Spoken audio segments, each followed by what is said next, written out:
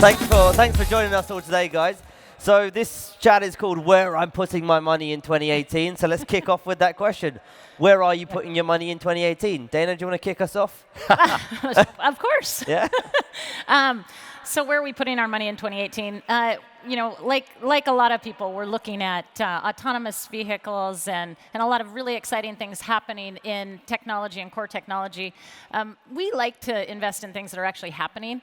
And so while we love that there's been so much investment and more that's coming into the development of core technologies, we're investing in some practical applications of those. So really excited about the autonomous driving space. And then also in continuing to the innovation in really important areas like media. Great. Jim? Artificial intelligence, artificial intelligence, artificial intelligence. Okay, great. Machine learning. I am struck by so many people who call it a fad. AI is so foundational for the entrepreneurs in this audience and around the world, whether it's Beijing, Lisbon, London, Boston, Silicon Valley. All of which he's been to in the last 3 days. 5 days. And the energy on campuses, whether it's Oxford, Cambridge, Beta, Tsinghua, Stanford, Berkeley, Harvard, MIT, that's where the breakthrough decade opportunities are going to be, and that's what I'm hoping to get right. Great. So let's dig into that a bit more. AI has, of course, been a huge buzzword this year. I think I get about 10 pitches a day with companies saying they're doing AI and we're doing machine learning and all sorts of things. From an investment perspective, where is the opportunity in AI? You're talking about things happening now, Dana. What is that for you when you look at AI and what that's driving? Yeah, I mean, when we look at, I agree completely that AI is the future, and that, but what that means for us is that, I think every one of the companies that we're investing in now, has to have some level of AI expertise. So in, a company we invested in recently out of MIT, Optimus Ride, they have incredible AI talent that is a core part of that team, but it's a multidisciplinary team that's actually going to bring the product to market. And then in every area that we invest in e-commerce, the companies are now thinking about data. You see companies like Stitch Fix going public. That was a data-driven business fundamentally, and all of those kinds of companies are going to have to leverage AI. And Jim, what about you? What does it mean to invest in AI? So I think we're at an interesting time. 7 of the 10 most valuable companies in the world are technology internet companies, and I expect they will only succeed more and more. So the FANG, the BAT stocks, we all know those companies. They're founder-driven, they're intense, they are hiring many of the most talented AI engineers. But the good news is building on top of many of those platforms and applying them to very specific problems. For example, cancer research. We're making very little progress in pulling together data around cancer outcomes and helping doctors provide outlines of what is right for the patients, what is right for the nurses. So we need the AI, but we also need what would be clean data where we can run massive amounts of AI machine learning against massive amounts of data sets. And both, I think, are great opportunities as one singular example of where there will be multi-billion-dollar opportunities for a number of companies just solving AI cancer research and providing worldwide advice to doctors and nurses. So there's space for startups. For sure. That's where I think what's happening right now is so exciting because it's the confluence of, all of these different things coming together. I think Jim made a great point about all of the data that's out there and now being able to synthesize synthesize that data in a way that can be used in very practical terms. And for sure in the healthcare arena that's the case. For sure in financial services that's the case. When we look at investing in companies, there are very simple applications like personal assistants that leverage AI and leverage all of the data that they've been able to intake and input to make our lives just better and more efficient. But then when you take things to extremes like space, obviously there's now more and more data that's coming in to allow more pedestrian space transportation. Yeah. And are you beginning to see tangible businesses in with companies using AI, companies that you can see perhaps turning a profit in a few years and not just burning through cash just because they have AI in their business pitch? For sure. I mean, yeah, for sure. I think several examples. One of your data analytics providers at CNBC is Kensho, where I'm an investor, longtime investor. Kensho provides the consumer analytics to run all these what-if scenarios for many of your viewers. Kensho also provides great data, machine learning, and artificial intelligence platforms to large money management firms where they can marry external data and what-if scenario with companies' internal data. They're doing extremely well. One example, Circle Internet, another example which is applying AI to the blockchain, to coins, and to help customers, traders, financial institutions better trade, whether it's Ethereum, Bitcoin, different altcoins, and using blockchain as an underpinning around that. So 2 examples just in financial services where AI, machine learning, hiring PhD students out of Stanford, MIT is now the norm. Enormous opportunities for entrepreneurs and venture capitalists. For sure, and and I would give a couple of examples. One, a company called App Annie, which is a data analytics business that really helps anybody who's developing an app or any mobile product understand, what's working in different regions at any given time. And App Annie is absolutely using AI. I mean, all of these businesses are. Another example is a company called Voicera, which is still very much in its infancy. But it's essentially an assistant, personalized assistant that works in the workplace, integrates with all of the major platforms, with Salesforce, so that any salesperson can be more efficient at their job. And again, leveraging AI, leveraging machine learning, and then in some fun areas as well. We have a company called Everything But the House, ebth.com, that is an online estate sale business. And it's important for everybody to also be able to, while we're going to Mars, we also need to be able to shop for all of the great things for our home and, be able to shop for antiques and doing things that allow you to, search and scour through, thousands of estate sales at any point in time and find the exact thing that matches your taste, that matches what you're searching for at that moment in time. That doesn't happen without machine learning. The other theme, if AI would be the top of the list, China. I was just going to mention that. Having just returned and having visited with senior officials, executives, Jack Ma, Pony Ma, Robin Lee, Mark Zuckerberg, and Tim Cook were on the trip. It is astounding what we're seeing in terms of AI technology being applied to large verticals in China. And if there's an opportunity for many European entrepreneurs, US-based entrepreneurs to start to tap in, which I believe there is, in the right way into China, that's a way to double or triple the business plan metrics within 12 to 18 months. The problem though, Jim, is typically international companies just fail to crack China. Partly because of issues with government over there, and partly because they don't understand the market. President Xi's talked about opening that market up for foreign companies. Do you believe what he says? I believe it will gradually open. And so there are companies, of course, that have been unable to get China right for Chinese reasons. But then I look at what Tim Cook and Apple are doing and have done in China. Not only on the manufacturing supply side, but the Apple 10 announcement and the lines I saw in Beijing, stretching blocks, was astounding. And so I think there's certain areas where companies should fear to tread, but then there are others, again, where the technology can make a big difference in areas that really matter. Education and healthcare being 2 areas which are in their infancy in China right now. Well, and like a lot of things, there's probably a lot that we can be learning from what's happened in China. I mean, we were talking about it, behind stage about Didi and the success. I mean, I think that there's so much happening in China that can be applied to other regions in really intelligent ways. If you're going to invest in China, it needs to be through a very, I think, sort of well-established partnership. Yeah, I was going to ask about that, Dan. As you sit in the US, as a US VC, how do you see investment in China? Can you do it? Is it opening up at all from your point of view, and is it a market that attracts you? Yeah, I mean, look, I think when we do have a couple of investments in the area, or App Annie actually originally came out of China. It was in Beijing, and now it's headquartered in San Francisco.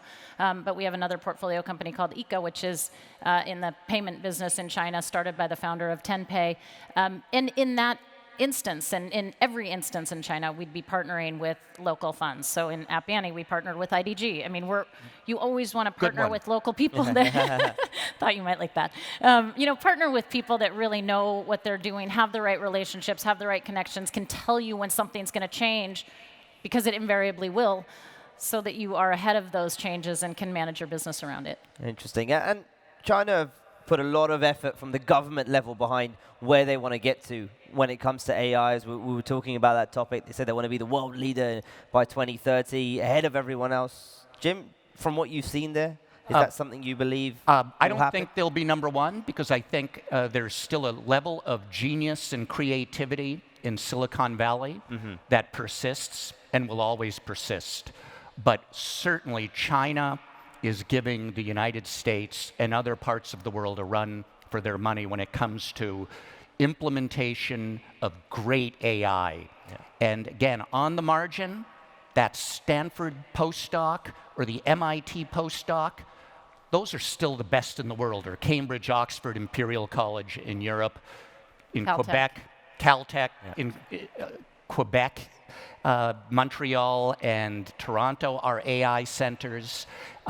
But when all is said and done, it does seem a little like the space race of the 50s. You have two remarkable, large, innovative countries hiring, promoting, in many cases, the very best AI talent. And that leads to tremendous opportunities for entrepreneurs and investors. It won't happen overnight, but it sure will happen over the next 5 to 10 years. Interesting.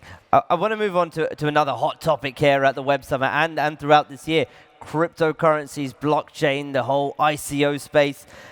Dana, as you see it, from a VC perspective, are there investment opportunities in cryptocurrencies or blockchain? So, you should really ask Jim. But the way that we have really looked at it, I mean, I think there's a lot of money coming into the market in general through cryptocurrencies and through blockchain. Again, we look at it as how is blockchain going to impact a lot of the companies that we're investing in? And fundamentally, we believe that it will. It's funny, it reminds me, my first career was actually working in the wireless industry 100 years ago in cellular. Yeah, for McCaw Cellular. You're probably the only person here other than me that knows McCaw. And I remember. And we invested in Spectrum in India, and that was in 1995. And being there at that time, it was so interesting because the telecommunication system was relatively poor. Now the cellular communication network in India far outstrips the United States. I think that cryptocurrency and blockchain is similar. I mean, I think that in developing areas, it's going to be more of a standard because they don't have necessarily the same standard of financial institutions that we have. And so I think in a lot of those areas, it will become the standard and ultimately, may surpass what we have if we don't keep up. It's unstoppable. It's unstoppable. Simple as that. We saw this in the early days of the internet. Blockchain and picking a basket of 5 to 10 of the altcoins and not making a bet on Bitcoin versus Ethereum, et cetera, but understanding it's a basket of coins that might become valuable is an extraordinary long-term bet. The technology, the machine learning, the open source nature of so much of the development will lead to, I believe, fantastic opportunities around the world. So when Jamie Dimon says it's a fraud and compares it to the tulip bubble, you're not on that side of the park. I am very much on the opposite side on this one of Jamie Dimon. What about the rise of the initial coin offering? Just from a VC perspective, this is a way for companies to raise money. You guys are also an option for companies to raise money. Do you see the ICO as a threat at all to your business model? Well, that's what I mean. That's what I was saying at the beginning. I mean, I think there's a lot of money coming in through ICOs and through lots of other channels, by the way. I mean, there's just a lot of money coming into the venture business period right now, into entrepreneurship, which I think is great. It funds a lot of really interesting science projects and ideas. But ultimately those will be translated into businesses that need to scale, and I think that's where there's opportunity for institutional investment. And so I think that they can be very complementary. And Jim, what about the ICO space as you see it? $3 billion's been raised this year. You've already seen a couple of companies, quite frankly, a bit of nonsense and don't really have any substance behind them. Are you worried about that rise? I am worried, but at the same time, it's too early to tell how it will play out. I do think ICOs a couple of years from now will be an alternative financing vehicle for some Series B companies, sometimes Series A. My view, Dana said it well, it's worth studying intensively, watching intensively, looking at the quality of companies that are pursuing coin offerings. And we're very early, but I do take it very seriously long term. Today, though, these companies are well ahead of where they should be in terms of the dollar amount being raised and their spending rates. And I just want to quickly move from ICOs to IPOs and the IPO market. Tech IPOs so far in the last few months have been a bit of a mixed bag. You've seen Snap trading up and down, not doing particularly well. Blue Apron tanking, I think, just yesterday as well. Is there a lack of viable businesses ready to come to market, or is it just that they're staying private for longer? What's happening in this market?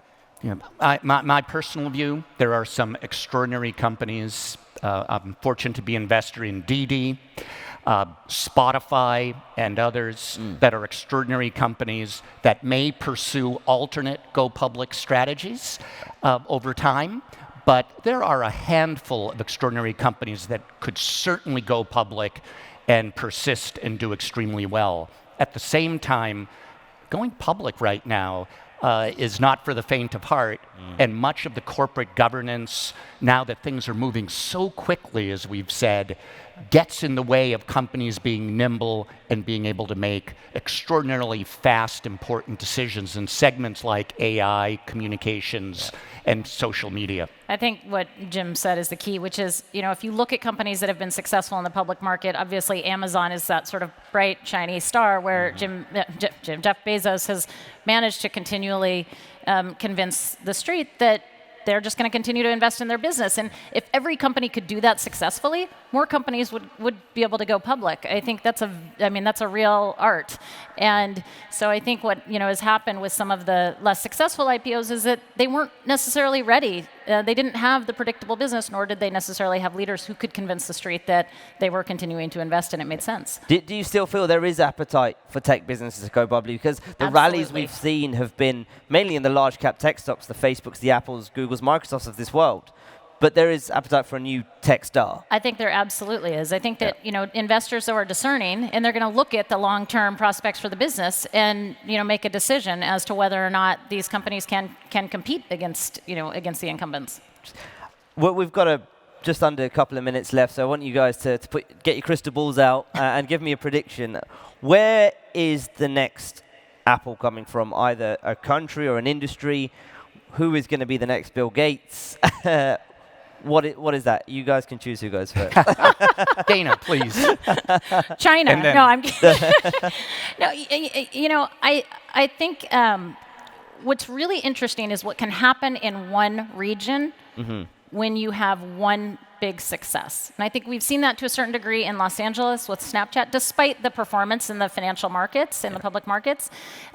I think you're going to see a similar thing with Spotify in Stockholm. I mean, and in the Nordics, you're already starting to feel that. And so, I think the difference, in Los Angeles, there had been several, billion-dollar exits. But once there's a $10, $20 billion public company, what happens in that entrepreneurial ecosystem is really incredible. And I think we'll see that around the world now. So I think the next Sheryl Sandberg or Bill Gates, and I use Sheryl because I think, boy, I've done a few things right over the years. Helping Mark hire Sheryl, I got breathtakingly lucky. So where will the next Sheryl Sandbergs or Mark Zuckerbergs, Bill Gates be? I would be focusing on university centers around the world for talent, for ecosystems where there's great technology, there are great minds, whether it's AI or deep learning, and where there are executives locally who know how to scale businesses.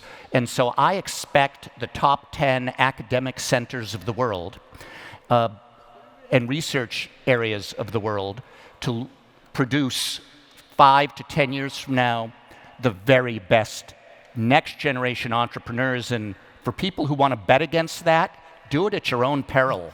We're only at the very beginning. Guys, fantastic points to end on. Thank you so much for your time. A round of applause for Jim and Dana. Thank you. Thank you.